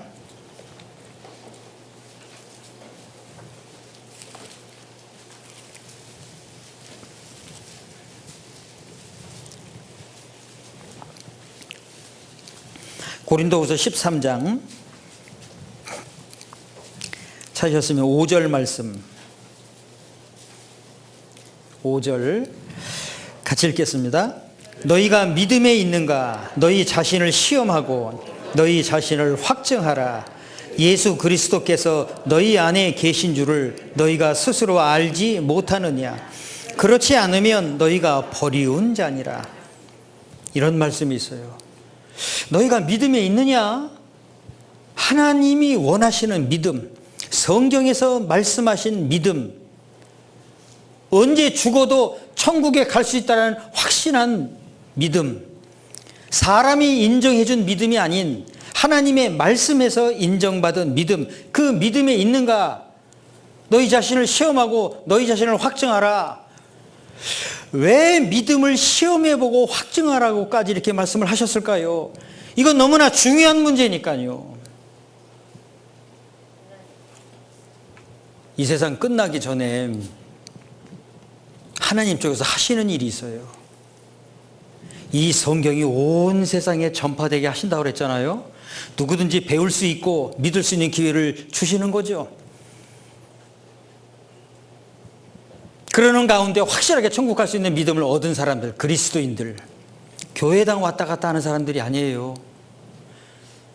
그 그리스도인들을 먼저 데려가시는 거예요. 그리고 세상을 끝내시는 거예요. 여러분들 6.25 전쟁 당시에 연합군 측에서 융단 폭격을 가했어요. 그래서 적군도 죽었지만 아군도 많이 죽었어요. 그때는 지금처럼 정보가 빨리 전달되지 않았기 때문에요. 그때 당시에 융단 폭격이라는 이 작전은 전투기가 됐든지 폭격기가 됐든지 폭탄을 실을 수 있을 만큼 잔뜩 싣고요. 적군이 있을 것 같은 곳에다가 한꺼번에 그 폭탄을 떨어뜨리는 거예요. 그게 융단이라고 하는 거예요. 융단 폭격. 그러면 산 하나가 없어져요. 그 융단 폭격을 했기 때문에 적군도 많이 죽었고 아군도 많이 죽었어요. 그런데 하나님은 그렇게 안 하세요. 거듭난 사람들, 천국에 갈 수 있는 확실한 믿음을 가진 사람들 아시죠? 그 사람들을 먼저 데려가시는 거예요. 그래 놓고 세상을 끝내세요. 그래서 너희가 믿음에 있느냐? 너희 자신을 시험하고 너희 자신을 확증하라. 그렇지 않으면 너희가 버리운 자니라. 버려지는 일이 있어요. 이게 교회당 왔다 갔다 하는 문제가 아니에요. 그래서 아주 중요한 겁니다. 정말 내가 성경을 통해서 하나님을 올바로 알고 있을까? 알고 있는 것일까? 여러분들에게 교회를 좀 다녀주십시오라고 말씀드리는 게 아니잖아요. 교회는 자기가 일상생활 하던 중에 마음의 위로, 마음의 안위를 얻고 싶으면 가까운 교회, 가고 싶은 교회 얼마든지 갈 수 있어요. 자기 마음에 드는 교회 얼마든지 갈 수 있죠. 그걸 누가 막아요? 누가 뭐라 그럽니까? 그런 문제가 아니에요. 그런 차원이 아니에요. 사람은 반드시 죽는데요. 근데 언제 죽을지 모르잖아요. 너 죽어도 확실하게 천국 갈 수 있는 믿음이 있냐? 그걸 말씀하시는 거예요. 교회당 열심히 다니면요, 빠지지 않고 다니면요, 봉사도 잘하면요, 직분 주죠. 권사도 주고, 집사도 주고, 장로도 주고, 돈 내고 직분도 받아요. 하나님이 그런 거 원하세요? 천국 갈 수 있는 믿음이 있냐라는 거예요. 요한복음 3장 1절서부터 보면 예수님께서요, 어느 날 니고데모라는 사람이 예수님을 찾아와요. 이 니고데모는 바리새인이에요. 유대인의 관원이에요. 다시 말씀드리면 훌륭한 종교가예요. 제가 바리새인을 만나봤거든요. 이 사람들은 생활하던 중에 하나님께 기도드리는 시간이 되면 사람들 전혀 의식 안 해요. 아무 데서나 우리나라로 말하자면 이렇게 보자기 같은 거 땅바닥에 깔아놓고 그 자리에 딱 무릎 꿇고 기도하는 사람들이에요. 우리나라 사람들 하나님 아무리 잘 섬긴다고 해도 그 사람들 못 따라갑니다. 그 중에 한 사람 니고데모가 밤에 예수님을 찾아온 거예요. 예수님을 지켜보고 있으니까요, 예수님은 하늘에서 오신 선생인 것 같습니다. 이렇게 말을 했어요. 그러면 예수님의 답변이 그래, 네 말대로 선생이다 라든지 아니다 라든지 둘 중에 하나 답을 하셔야 되는데, 예수님이 느닷없이 진실로 진실로 뇌게, 니고데모에게 이제 말씀하시는 거예요. 뇌게 이르노니 사람이 거듭나지 아니하면 하나님 나라를 볼 수 없느니라. 니고데모가 이 말을 듣고 아주 놀라워 했어요. 아주 당황했다고요. 예수님, 사람이 늙었는데 다시 어머니 뱃속에 들어갔다 나와야 됩니까? 거듭나야 된다라고 하니까요, 어머니 뱃속에 들어갔다 나와야 되는 것으로 이해를 했어요. 그때 예수님의 말씀이 육으로 난 것은 육이요, 즉 어머니 뱃속에서 태어난 것은 죄인으로 태어났다라는 거예요. 육으로 난 것은 육이요, 성령으로 난 것은 영이니 내가 너에게 거듭나야 하겠다는 말을 이상하게 생각하지 마라. 어머니 뱃속에서 태어난 것은 죄인으로 태어났어요. 죄시로. 이제 하나님의 자녀로 평생에 딱 한 번 태어나야 할 것을 말씀하신 거예요. 니고데모, 너 훌륭한 종교 같네. 너 거듭났냐? 이렇게 말씀하신 거예요. 교회당 열심히 다니시는 분한테 천국 갈 수 있으세요? 그러면 대부분은 선뜻 대답을 못합니다. 천국 가려고 지금 이렇게 열심히 노력하고 있다고 이렇게 말을 하지, 네, 천국 갑니다, 이런 말 하는 사람들이 거의 없습니다. 자신이 없거든요. 그런데 거듭나야만 천국 가거든요. 하나님의 자녀로 다시 태어나야 되는 거예요. 그런 믿음이 없는 거예요. 항상 죄에 시달리고 죄 때문에 걱정이 되고. 여러분들, 천국에 갈 수 있는 단 하나의 조건이 거듭나야 되는 거예요. 천국 갈 수 있는 확실한 믿음을 얻으셔야 되는 거예요. 세상은 끝장나도록 정해져 있고 그 때가 점점 가까이 오고 있고, 또 한 가지, 역사는 이렇게 끝나는데 역사가 끝나기 전에, 세상이 끝나기 전에요, 먼저 죽을 수 있어요. 내 심장 내 안에 있지만 내가 뛰게 하는 것이 아니니까. 그러잖아요. 살아있을 때 이 문제 해결하셔야 돼요. 살아있을 때. 그러니 이 문제를 다음으로 미룰 수가 없는 거예요. 여러분들 말씀을 들으실 때 정말 마음을 열고 들으셔야 됩니다. 자기 문제예요. 다른 사람 문제가 아니에요.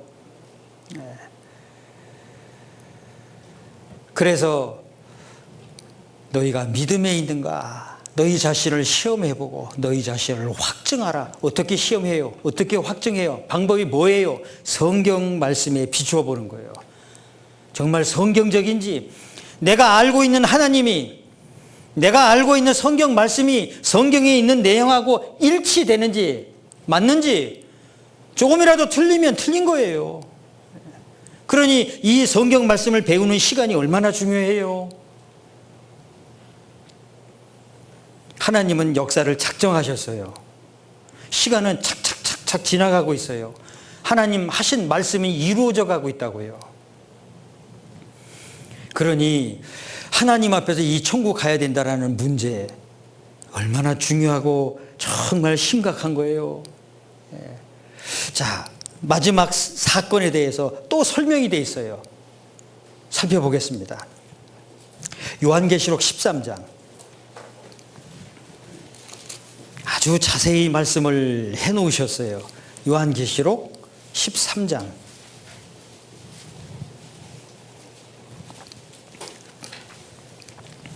찾으셨으면 1절로 3절까지, 1절로 3절, 3절까지 같이 읽어보죠. 내가 보니 바다에서 한 짐승이 나오는데 뿔이 10이요 머리가 7이라. 그 뿔에는 10 면류관이 있고 그 머리들에는 참남된 이름들이 있더라. 내가 본 짐승은 표범과 비슷하고 그 발은 곰의 발 같고 그 입은 사자의 입 같은데 용이 자기의 능력과 보좌와 큰 권세를 그에게 주었더라. 그의 머리 하나가 상하여 죽게 된 것 같더니 그 죽게 되었던 상처가 나음에 온 땅이 이상히 여겨 짐승을 따르고. 바다에서 한 짐승이 나왔는데요, 뿔이 10개예요 머리가 7개예요 이런 짐승 보셨어요? 이런 짐승 보셨어요? 이런 짐승이 있다는 것이 아니고 이것은 상징적인 표현입니다.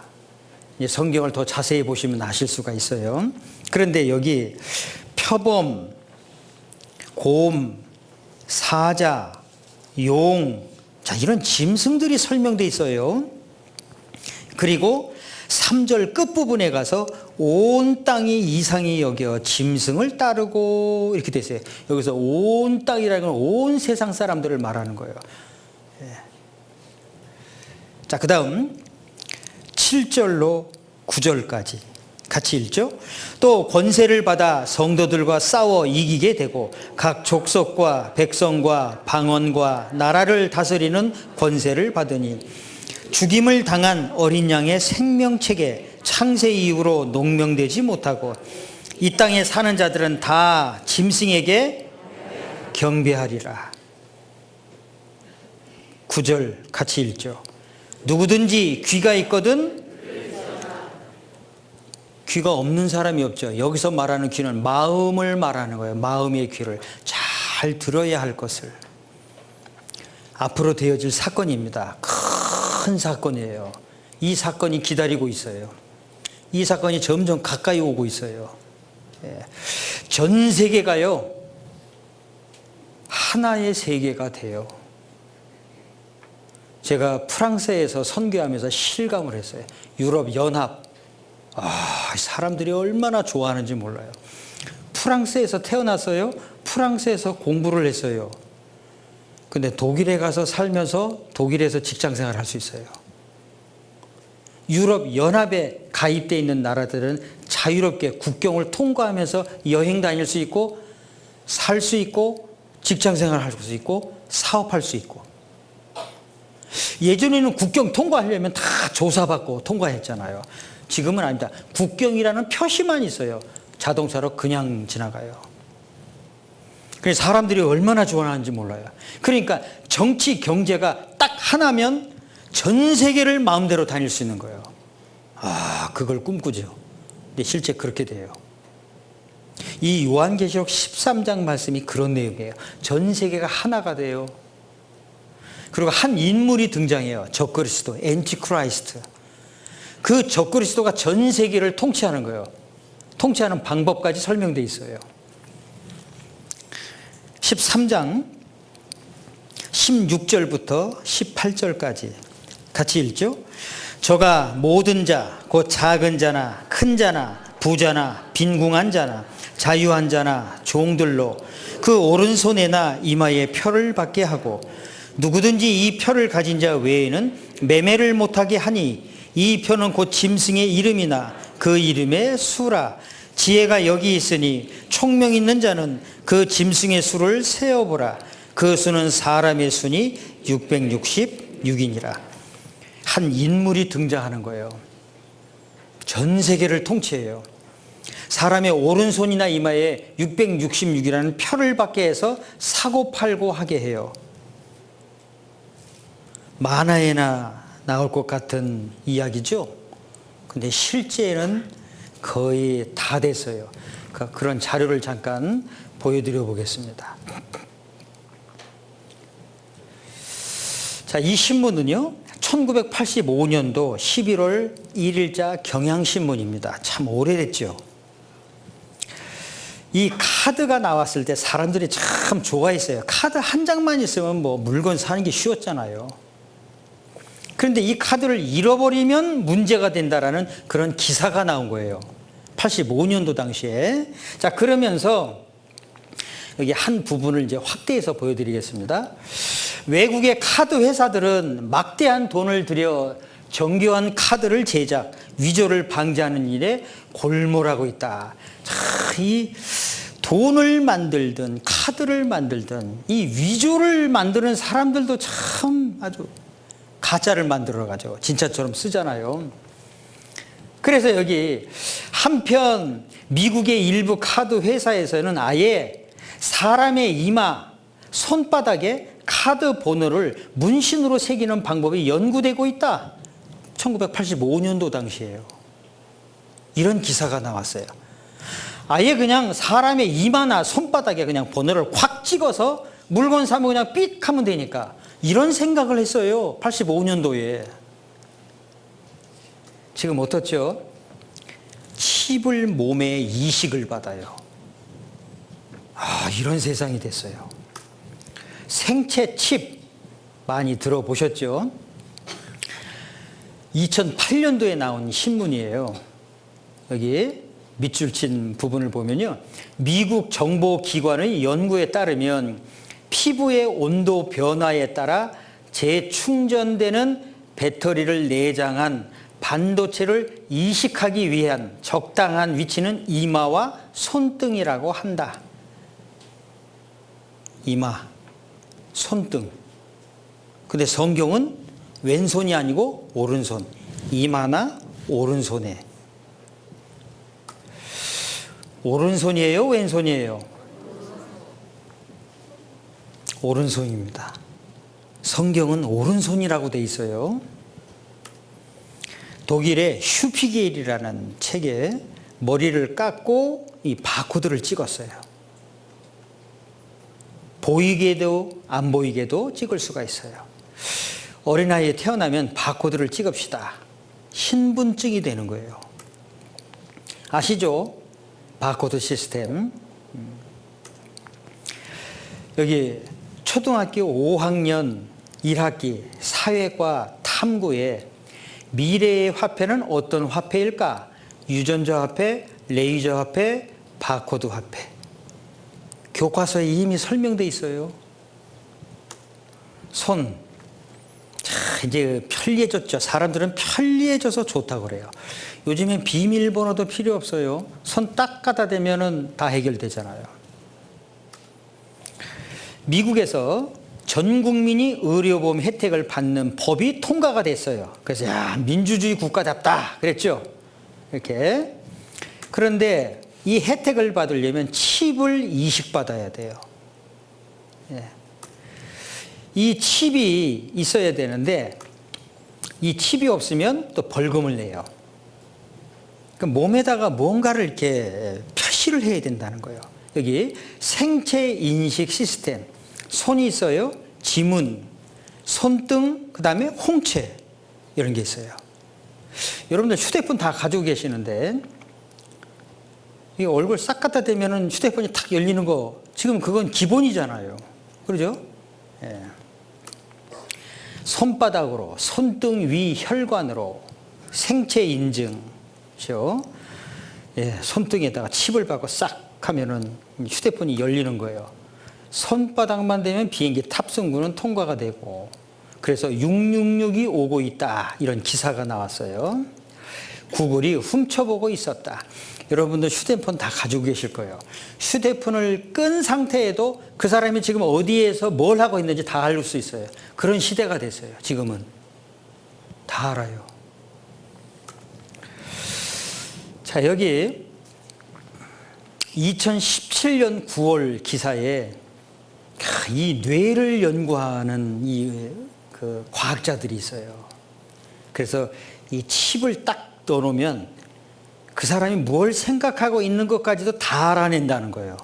아, 기술이 여기까지 왔어요. 그런데 2020년 5월 15일자 신문에 이 사람이 누군지 아시죠? 여기 뉴럴링크라고 해서요. 앨런 머스크라는 사람이에요. 이 사람을 예전에는 괴짜 과학자라고 그랬어요. 앨런 머스크. 아, 근데 요즘에 이 사람 아주 유명해졌죠. 근데 이 사람이 인터뷰를 한 기사가 나왔어요. 여기 잠깐 볼게요. Soon humans will have chips implanted in their brains 이렇게 돼 있어요. 이제 곧 사람의 이 뇌에 이마에 칩을 딱 받습니다. 이런 내용이에요. 이런 인터뷰를 했어요.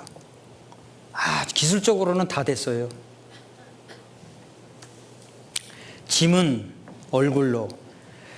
이게 며칠 전 신문입니다. 애플사에서 올해 9월부터 비밀번호를 싹 없애겠다 그랬어요. 그럼 어떻게 그 사람 얼굴로 딱 되는 거예요. 모든 게 다. 은행 거래소부터 물건 사고 팔고가 전부 다 얼굴로 돼요. 얼굴로. 아, 기술이 여기까지 왔어요. 올해 9월부터 이렇게 시행을 하겠다고 애플사에서 발표를 했어요. 아주 투명해져요. 그래서 예.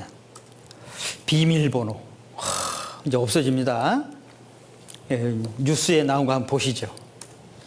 현금이나 카드 없이도 생체 인식만으로 물건을 살 수 있는 무인 편의점이 문을 열었습니다.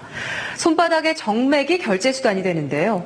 정맥과 지문, 홍채 등을 인증 수단으로 쓰는 생체 인식 시장이 무섭게 성장하고 있습니다. 엄진아 기자가 취재했습니다. 국내 최초로 문을 연 생체 인식 무인 편의점입니다. 손바닥 정맥을 인식시켜 매장에 들어갑니다. 물품을 골라서 무인 계산대에 올리면 가격은 기계가 알아서 계산해줍니다. 손바닥을 올려주세요. 결제도 단말기에 손바닥만 대면 끝입니다. 금액은 미리 입력된 신용카드사로 자동 통보됩니다. 지갑 놓고 다니고 핸드폰 놓고 다니고 이럴 때 다시 집 안 들어가도 될 것 같아서. 사전에 등록만 하시면 빈손으로 맨몸으로 오셔도 결제가 가능한 쇼핑 편리함의 극대화. 기술이 개발되면 사람들은 편리해졌다라고 좋아하는 거예요. 그러니까 지갑을 가지고 다닐 필요가 없는 거예요. 손만 이렇게 딱 갖다 대면 다 해결되니까. 근데 이미 성경에 말씀을 해놓으셨어요. 오른손이나 이마에 표를 받는다는 거예요. 왜 오른손을 말씀하셨을까? 일을 하다가 사고를 당해서 오른팔을 잃어버릴 수도 있죠. 근데 이마는 잃어버릴 수가 없잖아요. 그러죠? 아, 그러니까 오른손에나 이마에 딱. 사람들은 편리하다고만 생각하는 거예요. 다 됐죠. 기술적으로는 다 된 거예요. 놀랍잖아요. 우리 시대입니다. 다른 시대가 아니잖아요. 이걸 어떻게 꿰맞힐 수 있어요? 저도 처음에 이 성경 말씀을 보고 얼마나 놀라워 했는지 몰라요. 제가 87년도에 이 말씀을 배웠어요. 그때는 지금과 같은 이런 자료가 없었어요. 그런데 반포에 뉴코아 백화점이 있었어요. 그때 처음 바코드 시스템이 들어왔어요. 그리고 지금은 LG지만 그때 당시에는 금성이었죠. 그 금성에서 바코드 시스템을 받아들였어요. 지금은 자료가 아주 넘쳐나요. 근데 그때 처음엔 물건을 사면은요, 이렇게 물건을 사잖아요. 그럼 예전에는 뭐 돈을 내고 이렇게 물건을 샀잖아요. 근데 어느 날 갑자기 그 백화점, 뉴코아 백화점 가니까 물건을 사면 이렇게 삑 하고 지나가는 거예요. 이건 획기적인 거였죠. 지금은 뭐 아주 상식적인 게 됐잖아요. 그래서 사람의 오른손이나 이마에 표를 딱 받으면 사고팔고가 아주 편리해지는 거예요. 그런데 이 표는 지옥 가는 표예요, 그냥. 요한계시록 14장. 요한계시록 14장 9절부터 11절까지 같이 읽죠. 또 다른 천사 곧 셋째가 그 뒤를 따라 큰 음성으로 가로되 만일 누구든지 짐승과 그의 우상에게 경배하고 이마에나 손에 표를 받으면 그도 하나님의 진노의 포도주를 마시리니 그 진노의 잔에 섞인 것이 없이 부은 포도주라.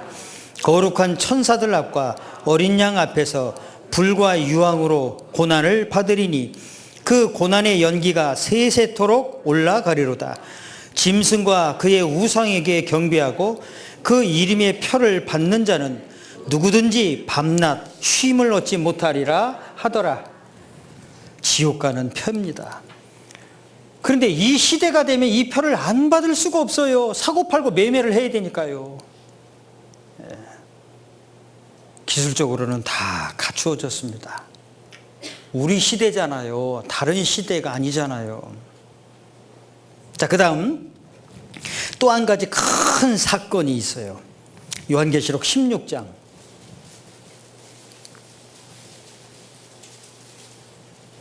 요한계시록 16장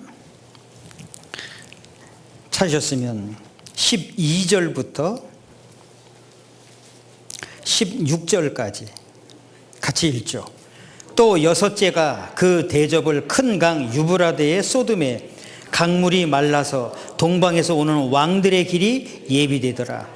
또 내가 봄에 개구리 같은 새 더러운 영이 용의 입과 짐승의 입과 거짓 선지자의 입에서 나오니 저희는 귀신의 영이라. 이적을 행하여 온 천하 임금들에게 가서 하나님 곧 전능하신 이의 큰 날에 전쟁을 위하여 그들을 모으더라. 보라, 내가 도적같이 오리니 누구든지 깨어 자기 옷을 지켜 벌거벗고 다니지 아니하며 자기의 부끄러움을 보이지 아니하는 자가 복이 있도다. 새 영이 히브리음으로 아마겟돈이라 하는 곳으로 왕들을 모으더라. 이 말씀 읽으면서 여러분들 좀 이상하다 이런 거 느끼셨어요? 이 말씀 읽으시면서 눈치채셔야 되는데요. 전쟁에 대한 말씀이 쭉 설명되어 있잖아요. 전쟁에 대한 말씀. 그런데 전쟁에 대한 말씀을 하다가 중간에 느닷없이 옷에 대한 말씀을 하시잖아요. 이거 빨리 잘 보시고 잘 아셔야 되는데, 자 보세요. 14절 제가 읽어드리죠. 저희는 귀신의 영이라 이적을 행하여 온 천하 임금들에게 가서 하나님 곧 전능하신 이의 큰 날의 전쟁을 위하여 그들을 모으더라. 자, 전쟁 얘기죠. 전쟁 말씀이에요. 15절. 보라, 내가 도적같이 오리니 누구든지 깨어 자기 옷을 지켜 벌거벗고 다니지 아니하며 자기의 부끄러움을 보이지 아니하는 자가 복이 있도다. 옷에 대한 말씀하셨잖아요. 자, 그 다음 16절. 새 영이 히브리음으로 아마겟돈이라 하는 곳으로 왕들을 모으더라. 전쟁 말씀 사이에 옷에 대한 말씀을 하셨어요. 이게 도대체 무슨 뜻일까요?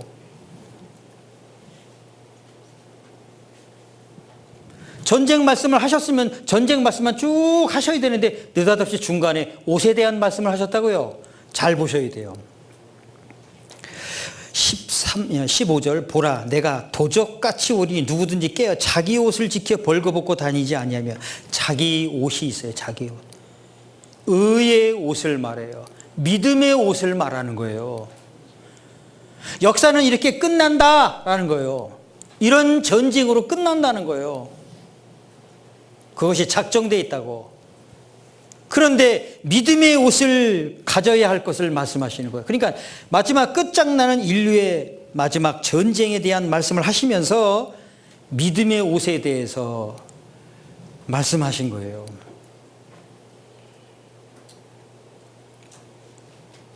예, 전쟁이 준비되어 있어요. 마지막 전쟁. 자세히 설명되어 있어요. 그래서 역사는 과학이 발달해서 좋은 세상이 오는 게 아니에요. 전쟁으로 끝나도록 돼 있어요. 에스겔 38장. 에스겔 38장.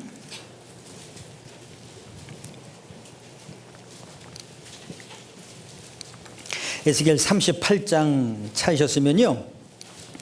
자, 이것을 1절서부터 이렇게 순서대로 보지 않고 거꾸로 보겠습니다. 자, 그래야 훨씬 이해가 쉽습니다. 자, 먼저 에스겔 38장 14절부터 16절까지 같이 읽죠.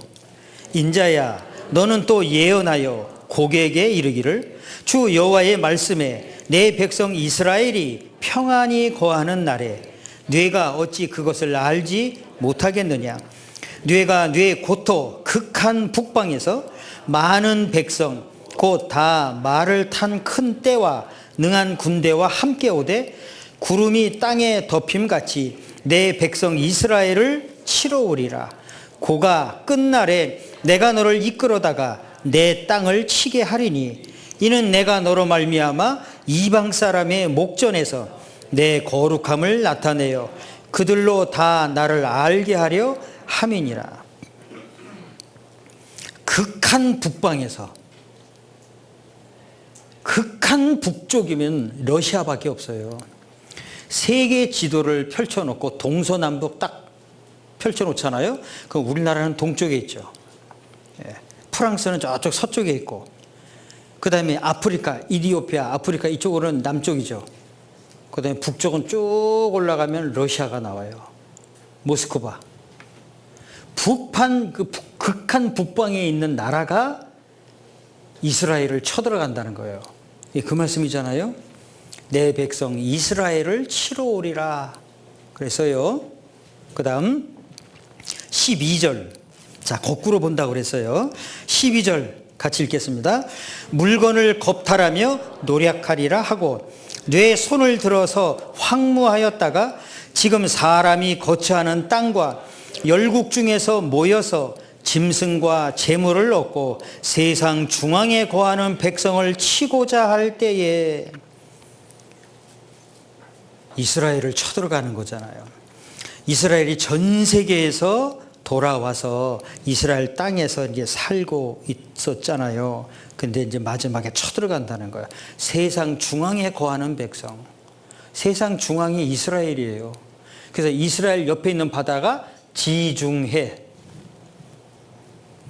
자, 그 다음 8절 같이 읽죠. 여러 날 후 곧 말년에 뇌가 명령을 받고 그 땅 곧 오래 황무하였던 이스라엘 산에 이르리니 그 땅 백성은 칼을 벗어나서 열국에서부터 모여들어오며 이방에서부터 나와서 다 평안히 거하는 중이라. 그러니까 이스라엘이 완전히 회복돼서 강대한 나라가 되고 편안히 살고 있을 때 러시아가 이스라엘을 쳐들어가는 거예요. 이 그 말씀이잖아요. 그 다음 5절 말씀 5절 6절 같이 읽겠습니다. 그들과 함께한 바 방패와 투구를 갖춘 바사와 구스와 붓과 고멜과 그 모든 떼와 극한 북방의 도갈마 족속과 그 모든 때 곧 많은 백성의 무리를 너와 함께 끌어내리라. 여기 바사가 나오죠. 바사. 이란입니다. 지금의 이란이라는 나라를 말해요. 이 바사가 페르시아를 말하잖아요. 그런데 1935년에 나라 이름을 이란으로 바꾸었죠. 구스, 이디오피아를 말해요.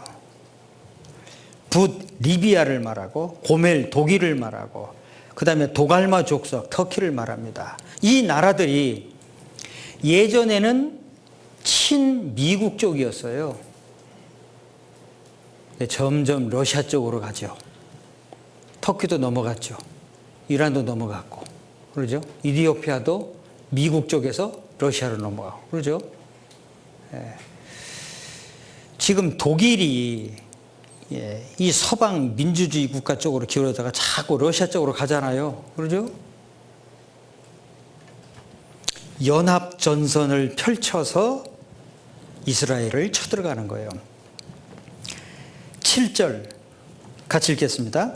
너는 스스로 예비하되 너와 네게 모인 무리들이 다 스스로 예비하고 너는 그들의 대장이 될지어다. 러시아가 대장이 되는 거예요. 그래서 이스라엘을 쳐들어갑니다. 38장 1절로 3절까지 같이 읽겠습니다.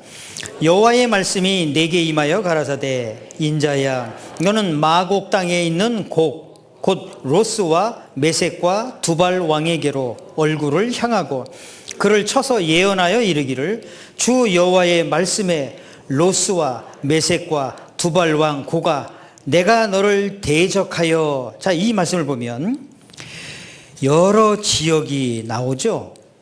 로스, 메섹, 두발. 이 지역이 지금 러시아 안에 다 있어요. 러시아가 연합 전선을 펴서 이스라엘을 쳐들어가는 거예요. 이게 마지막 전쟁이에요. 아마겟돈이라 하는 곳으로 왕들을 모으더라. 이게 끝장나는 전쟁이에요. 스가랴 구약성경 스가랴 14장을 찾겠습니다. 스가랴 14장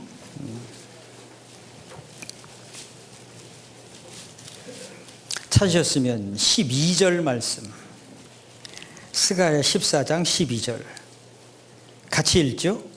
예루살렘을 친 모든 백성에게 여호와께서 내리실 재앙이 이러하니 곧 섰을 때에 그 살이 썩으며 그 눈이 구멍 속에서 썩으며 그 혀가 입 속에서 썩을 것이요. 자, 사람이 이렇게 죽는다는 거예요. 여러분들 성경을 대충 보시지 마시고 자세히 보셔야 돼요. 사람이 썩는다는 건 일단 죽어야 하고 시간이 지나야 되잖아요.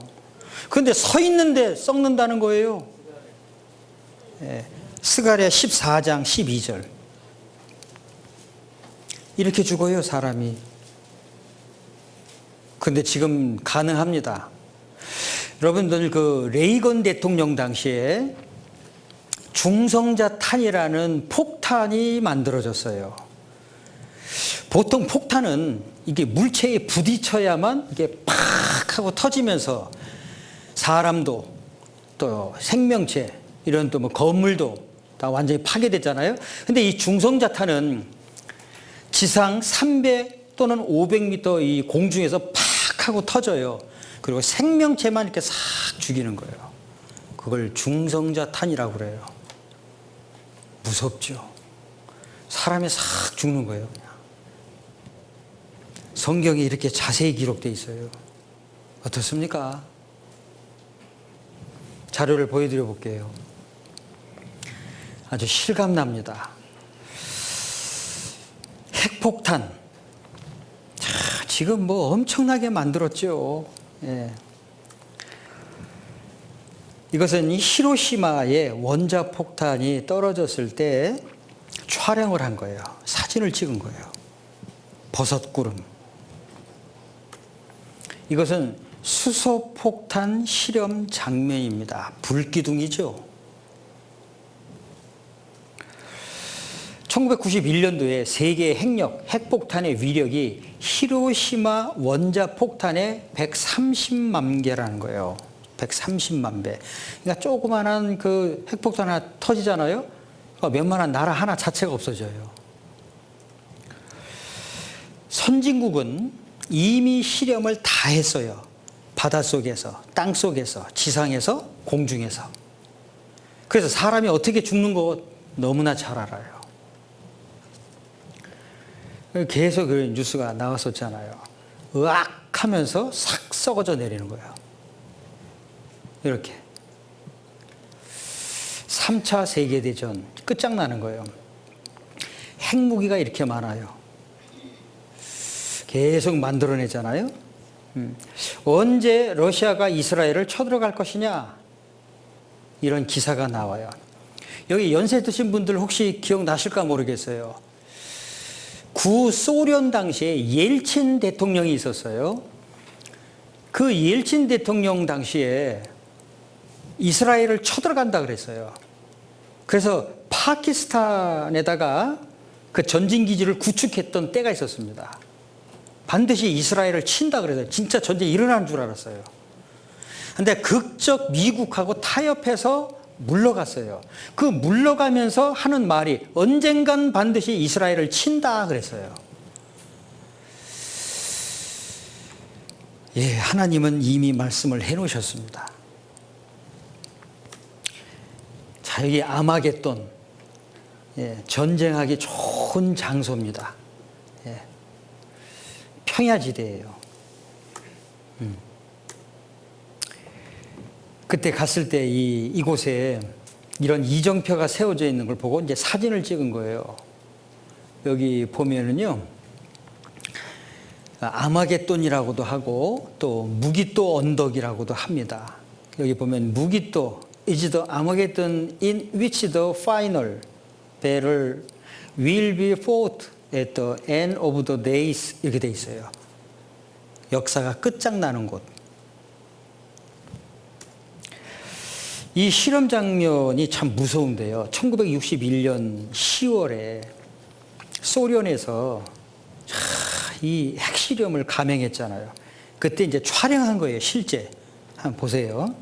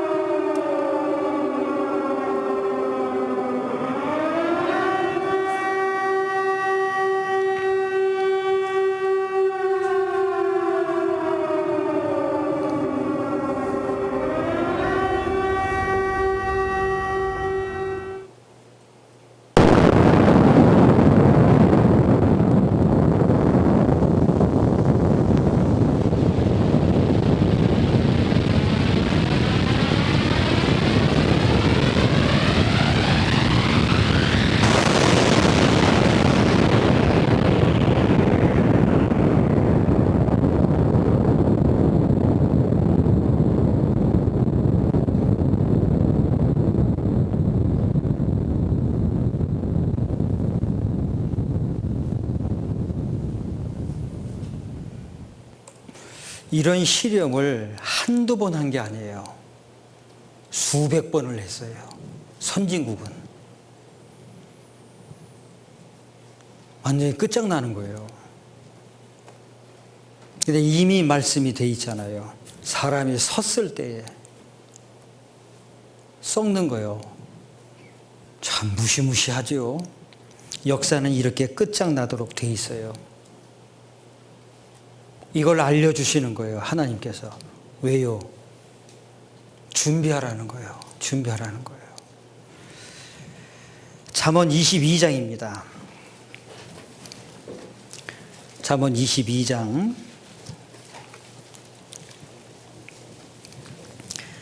3절 말씀.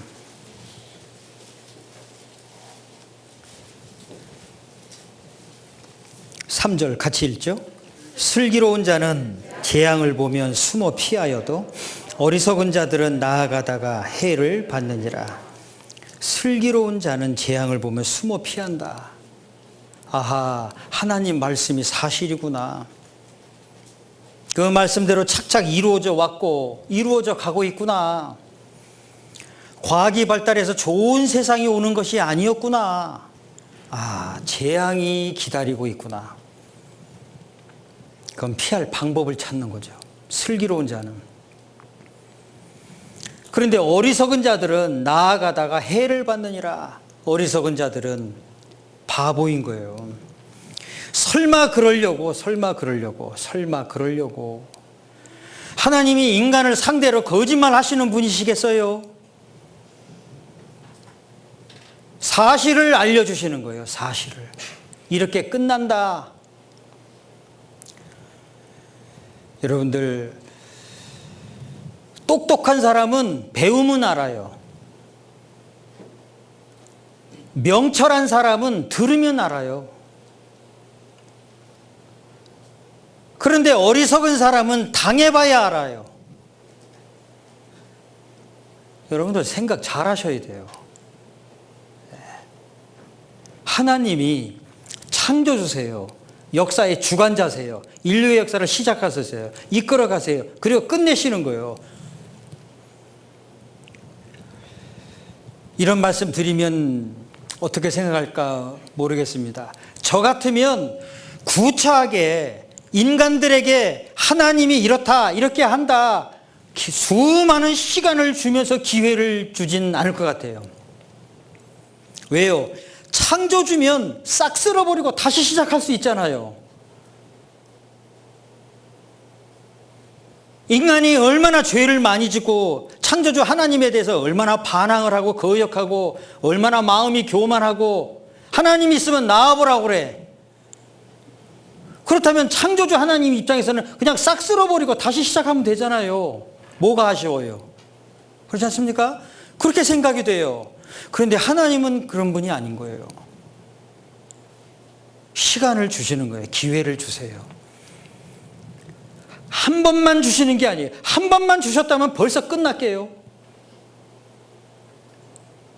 하나님의 오래 기다리심이 너희의 구원이 될 줄로 알라 그러셨어요. 기회를 주시는 거예요. 기다려 주시는 거예요. 그 기회를 놓치지 마십시오. 그러나 기회가 계속 주어지는 게 아니에요. 결국 끝내세요. 여러분들 지금까지 살아오시면서 이런 성경 경애를 처음 들으신 분도 계시겠지만 글쎄요, 이번에 말씀을 들으시는 분들 중에 이번 기회가 2번인지 3번인지 4번인지 여러 차례 가지신 분들 계속해서 기회가 주어질 것 같습니까? 이미 여러 차례 주어졌으면 이젠 더 이상 기회가 안 주어질 수 있어요. 슬기로운 자가 되셔야 됩니다. 슬기로운 자는 재앙을 보면 숨어 피한다고. 그래서 마지막 사건들을 쭉 말씀하셨고 기록해 놓으셨고 알려주시는 거예요. 그러므로 예비하고 있으라. 예비하고 있으라. 준비하셔야 되는 거예요. 믿음의 준비. 그래서 월요일서부터 오늘까지는 하나님이 도대체 어떤 분이냐, 성경 안에 무슨 내용이 있었고 이걸 쭉 살펴봤어요. 남은 시간들은 하나님 앞에서 그러면 어떻게 해야 이 믿음을 해결할 수 있냐, 어떻게 해야 내가 믿음을 가질 수 있고 어떻게 해야 천국 갈 수 있는 확실한 믿음을 얻을 수 있느냐, 이 문제예요. 여러분들 마음으로 정말 기도하셔야 됩니다. 하나님, 제가 하나님에 대해서는 정확하게 모르지만 성경을 배워보니까 사실이고 하나님 도와주십시오. 이번에 끝까지 말씀을 듣는 가운데 참으로 천국 갈 수 있는 그 믿음을 확실히 얻을 수 있도록 도와주십시오. 그런 마음이 필요합니다. 하나님은 그 마음을 보시고 도우시는 분이세요. 저는 여러분들의 마음을 모릅니다. 사람이 사람의 마음을 모르죠. 그러나 창조주 하나님은 아시는 거예요. 하나님 앞에서 정말 좋은 마음을 갖고 하나님께 간구하셔야 됩니다. 하나님 도와주십시오. 예, 하나님 도와주십니다. 아시겠죠? 같이 기도하시겠습니다.